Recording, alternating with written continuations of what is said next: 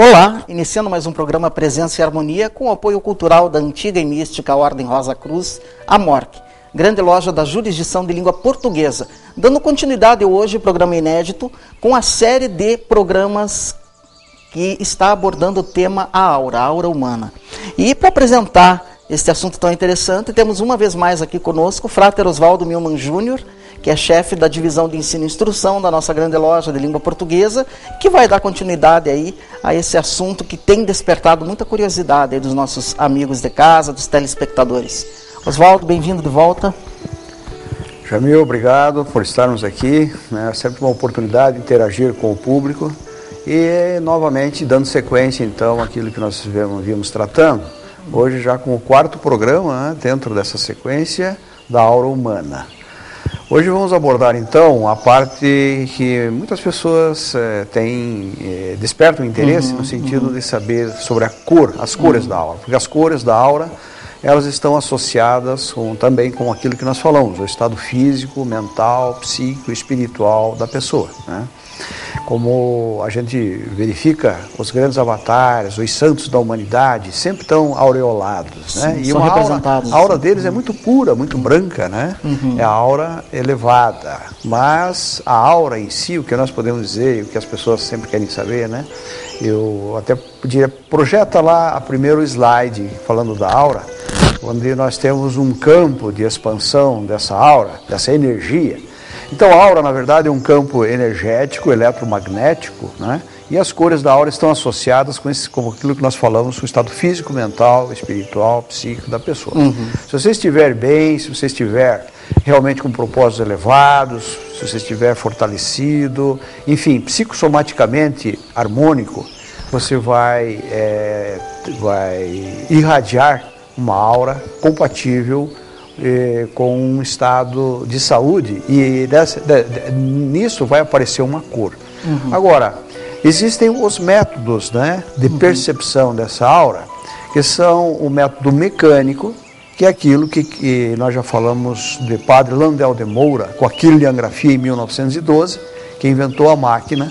Aqui nós temos, depois eu vou pedir que ele retorne com essa lâmina, não no momento agora.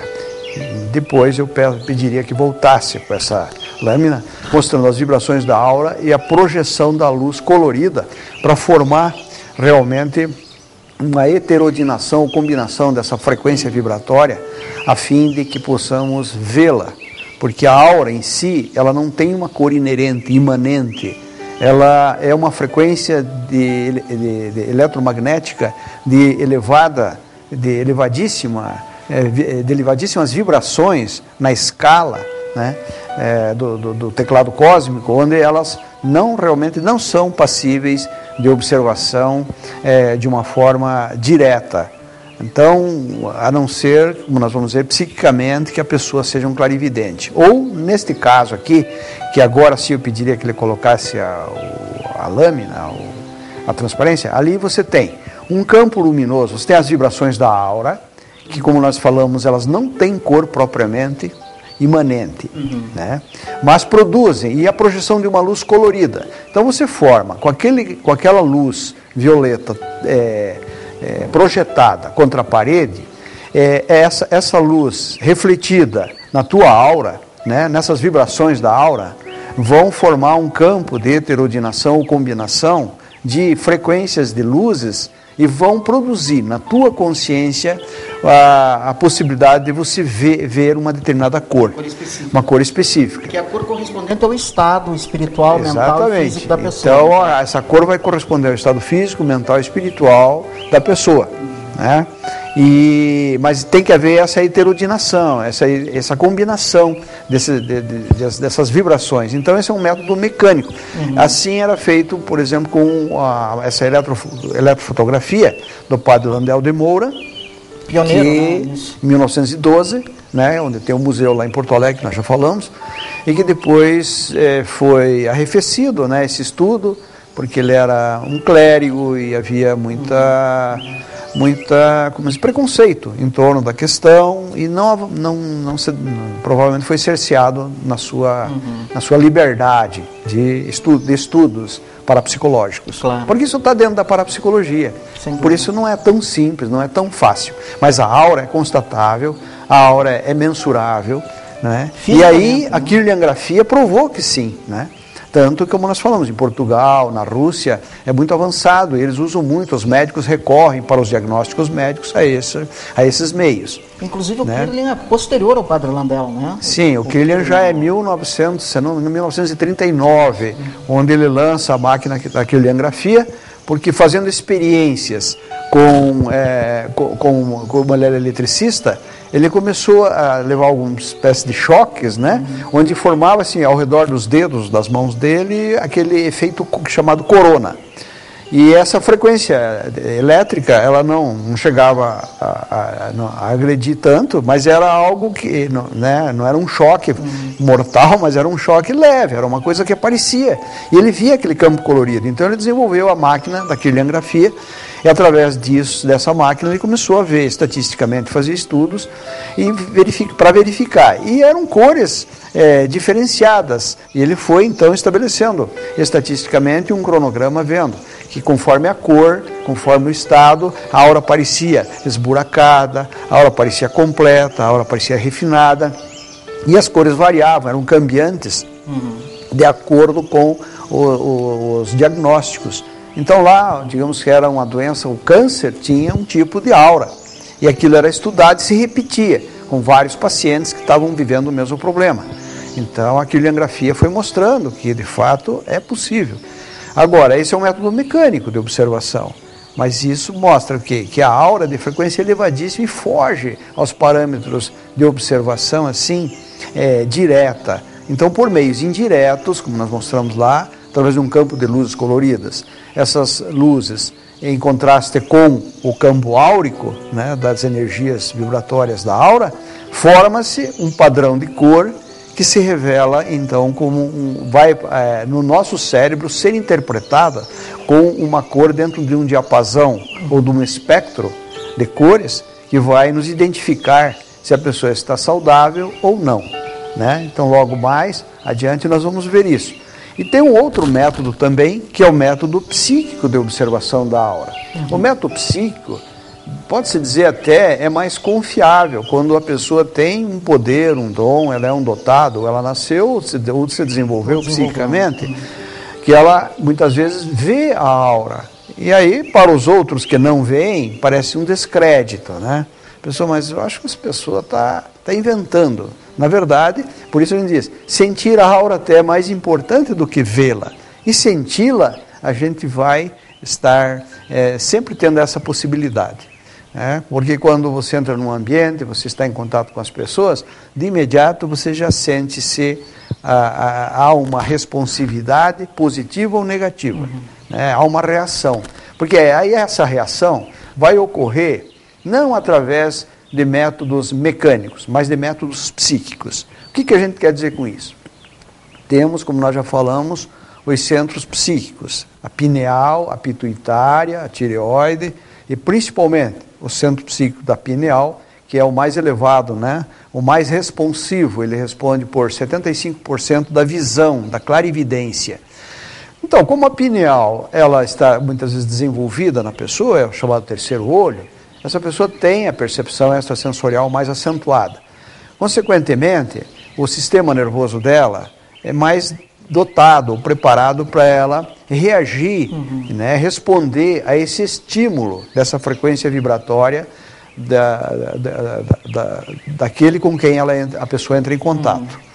Então, ao reagir a essa percepção, o sistema nervoso autônomo, que é o mais sensível, ele registra essa impressão, transmite através dos rami, que são ligações nervosas, para o sistema central, o espinal. O cérebro espinal, né? Cérebro espinal. Esse conduz a uma área do cérebro, e no cérebro, na região ligada à visão, vai se decodificar como uma cor.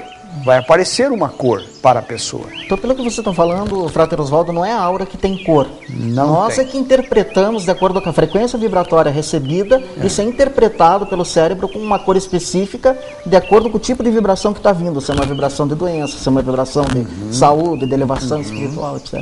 É isso aí, perfeito, é isso aí, Rami. Você é Rosa Cruz, você é místico, você sabe, você já estudou 7º grau, né? Estudou 2º átrio. É um tema bastante abordado. 7º grau do tempo da Ordem Rosa Cruz, que é a metodologia Rosa Cruz, é toda através de graduações, né? E gradativamente vai se passando a matéria, os ensinamentos que vão formando, gerando na pessoa um lastro de sabedoria, conhecimento e desenvolvimento para ela ter esse entendimento. Então isso não é assim muito fácil para o leigo, para tal, embora o leigo possa sentir, porque é aquela história, eu não preciso dominar a eletricidade para sentir os efeitos de um choque elétrico ou do contato, ou de estar vendo aqui a eletricidade que está permanentemente me iluminando, né? Nesse momento com os dispositivos que temos aqui.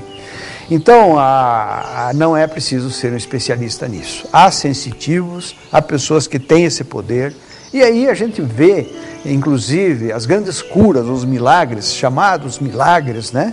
E que não são nada mais do que efeitos de leis naturais e do homem que tem esse dom, às vezes até desconhecendo dentro de uma lógica e dentro de uma metodologia, como é a que a Rosa Cruz aplica, mas a ele não é também negado. E o acesso dele, às vezes, pode ser até um místico mais desenvolvido do que nós que estamos estudando dentro de uma teorização, dentro de um estudo tal. Mas o estudo metodologicamente dirigido, né, cientificamente, misticamente, filosoficamente, vai nos ajudar muito mais, evidentemente, a tentar acelerar esse processo. Isso vai dar conhecimento de causa. Né? Exatamente, desde que sejamos estudantes aplicados, né? E que façamos as práticas, as técnicas, que estaremos chegando lá, com certeza.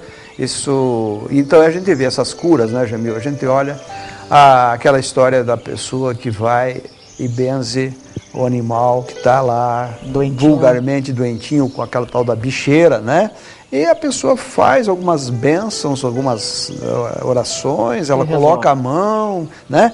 A erisipela, que é benzida, e que a medicina não acha cura. Então, existem uma série de situações, de doenças, né, que através do magnetismo, do eletromagnetismo das mãos, pode ser resolvida, né? É evidente que a ordem não é uma religião, mas, como nós já dissemos aqui, a cura terapêutica veio dos essênios e Jesus era um mestre, né? Pertenceu à comunidade dos essênios pela tradição e fazia as curas. Então a terapia ela tem uma profundidade pautada nesses ensinamentos e nessa sabedoria milenar da Ordem Rosa Cruz. Ensinamentos esses que estão, no caso da cura, condensados no 6º grau de tempo. 6º grau. Que passa toda a terapêutica Rosa Cruz. Com certeza. 6º é a terapêutica, depois no 7º é a aura, a projeção psíquica, né, os centros psíquicos, e tudo isso é estudado no 7º grau. Pediria que ele colocasse o próximo slide, que mostra, então, o campo de expansão áurica, né, no sentido da interpretação psíquica. Então, você psiquicamente, como diz a aura, não tem cor imanente e transcende o campo da visão, além da luz visível, mas é perceptível, como nós falamos, psiquicamente, quando a pessoa é dotada ou tem como é que se diria? A pessoa por nascimento, muitas vezes, traz esse desenvolvimento. Né? O aparelho, o corpo, o seu corpo, tanto físico quanto sutil, psíquico, estão, digamos, num processo de desenvolvimento além daquele comum ou da pessoa dizer assim, do padrão da normalidade. Então são os hipersensíveis. Né? São as pessoas que têm uma sensibilidade, como nós temos daquela planta, né? A mimosa pudica, quando você chega na planta, você vai tocá-la, ela se retrai. Ela é mais sensível. Né? Então poderíamos comparar então cada ser humano, por exemplo, aos aparelhos que nós temos dentro de uma sofisticação até tecnológica, os mais avançados, né? Então você vai chegando às ultrafrequências e às frequências superiores conforme o aparelho está mais desenvolvido. Né? Então o ser humano também está em processo de desenvolvimento e assim ele vai tendo essa possibilidade.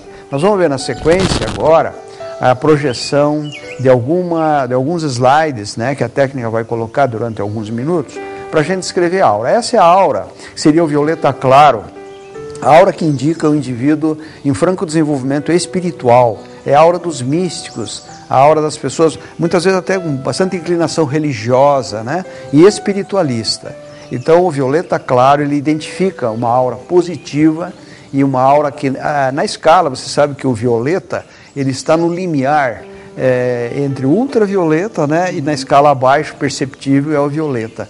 Então, dentro da frequência vibratória, é uma aura muito elevada. Quando você tem contato com essas pessoas, se sente muito bem. Essa é a rosa claro, é a aura do artista. É a aura daquelas pessoas que são afetuosas, gentis, que gostam de lidar com as coisas artísticas, né? Essas auras aí que nós trouxemos, elas sempre no sentido da polaridade positiva, né? Rosa claro. A seguinte é o verde claro, né? A técnica vai colocar, é a aura verde, um verde claro, é a pessoa que está com a própria cor, identificada com a natureza, certo? Demonstra que o indivíduo está em expansão espiritual e com isso queremos dizer que um certo desenvolvimento psíquico está se processando, sempre está se processando, né? Então essa seria do naturalista. As pessoas gostam de lidar com plantas, de estarem identificadas mais diretamente com a natureza, né? Na sequência, a aura azul, que é a aura que induz, que as pessoas que têm essa aura são induzidas a pensarem muito, elas são muito intelectuais e amantes da verdade. Buscam o conhecimento, a sabedoria, né? E procuram, também têm um grande senso de justiça sobre as coisas e uma inclinação espiritual e profunda moral. Essa aura também é positiva em sua polaridade. A seguinte aura é a aura alaranjada, né? Aliás, desculpe, não é a aura alaranjada, é a aura vermelha. Essa aura, ela é uma aura que identifica mais as pessoas que são céticas, que têm uma natureza e uma índole mais sensorial, mais física, né? Então, é um caráter mais negativo da aura. Esse é o único exemplo que eu trouxe como um caráter negativo da aura. Os demais são sempre positivos. Mas é a pessoa, por exemplo, que guarda muito ódio, né? Guarda rancor, enfim, é uma aura mais de caráter físico, num baixo astral. Agora, com relação às cores, Frater, existem mais cores, né? Associadas não, existem muitas. No espectro da Rosa Cruz existem quantas, mais ou menos? Nós temos, na parte hoje, nós temos as 7 cores primárias, né? Do vermelho ao violeta. Certo. Então, vermelho, amarelo, laranja, azul anil e violeta. Nós temos 7 cores primárias.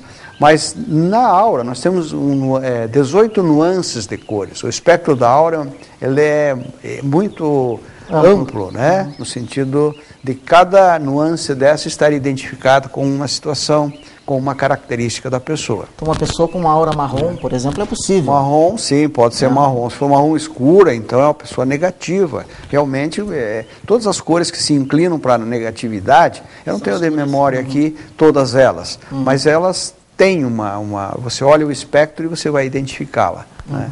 Como na sequência ali, eu queria que mostrasse a aura amarela, né? Essa não é bem amarelada, não, essa é meio a verde, né?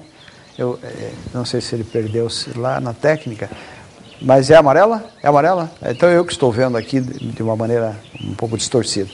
Essa cor é a cor do filósofo, é a cor do amarelo claro, é aquele indivíduo que se identifica muito com a filosofia, que busca a sabedoria, o conhecimento, não por mera especulação, mas buscando por conhecimento, desejo de conhecer, né?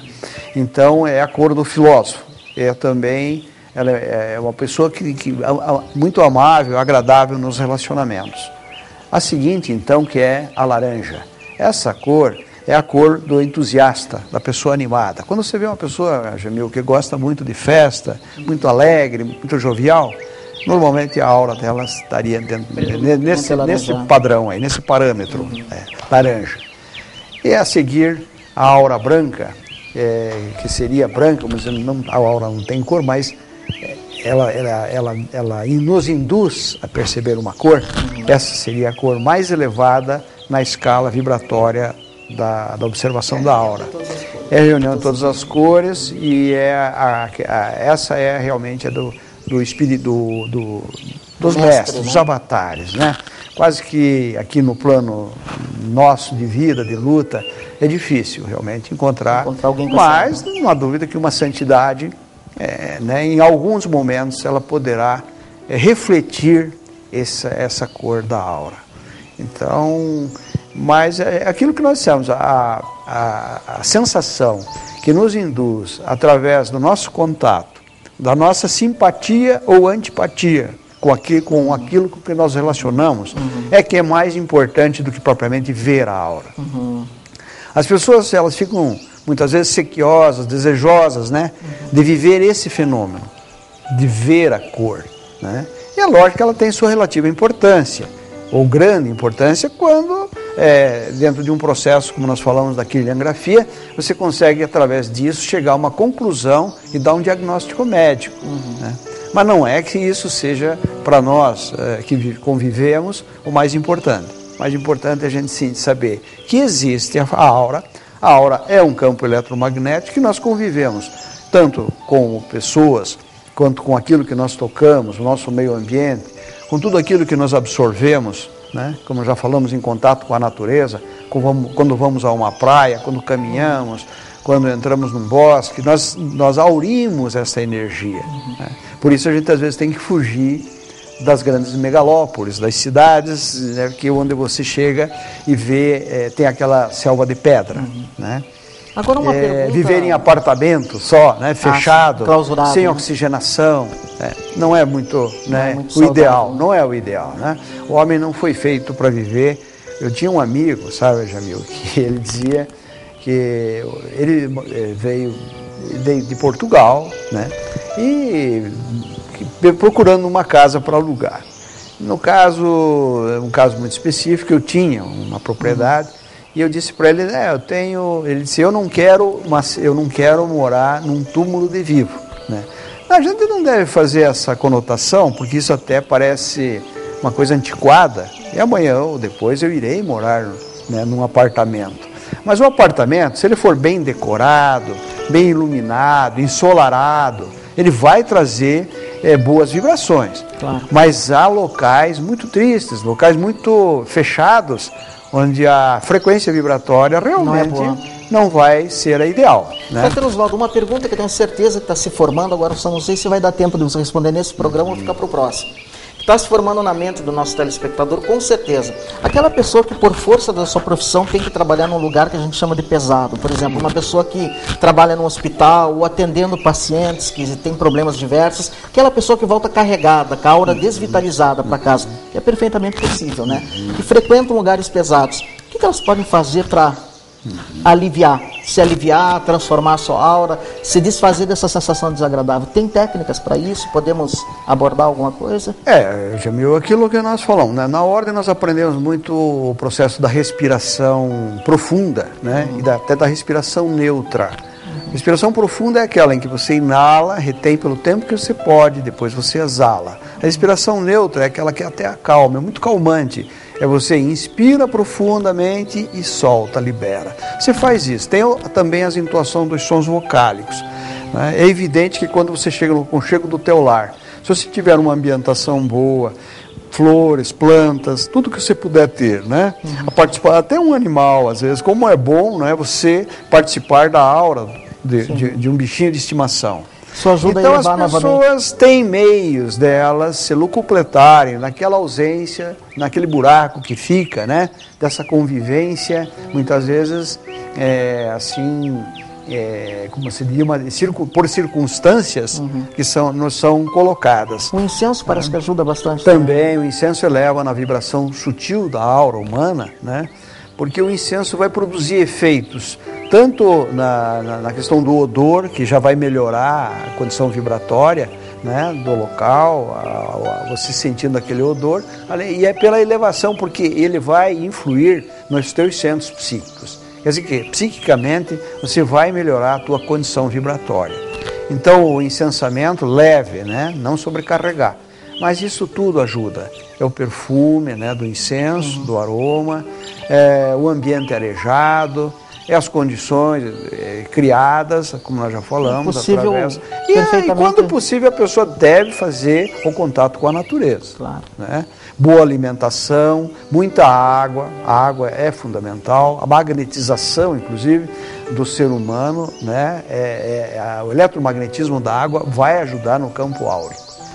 Então, bom, isso nós podemos comentar assim mais para o próximo programa, Frater Oswaldo. Essa série sobre a aura está realmente fantástica. Tenho certeza que você está aprendendo bastante, né? Isso são só uma pequena demonstração aí do que a Ordem Rosa Cruz tem a oferecer para as pessoas em matéria de estudo, em matéria de práticas.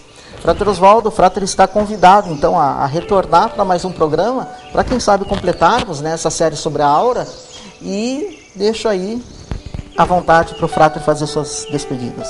Então, no próximo bloco, ou no próximo programa, né, Jamil, voltaremos falando da psicometria e fechando então um quinto módulo sobre a aura humana, que, como já dissemos, ela é uma irradiação que como diz, é marcante em todo ser humano. Todo ser humano carrega consigo isso desde o nascimento, e a gente tem essa percepção através dos sentimentos, das emoções e dos pensamentos. Perfeito. Então, até a nossa próxima quarta-feira, que todos vocês fiquem numa paz profunda, que nos encontremos todos harmonizados até lá.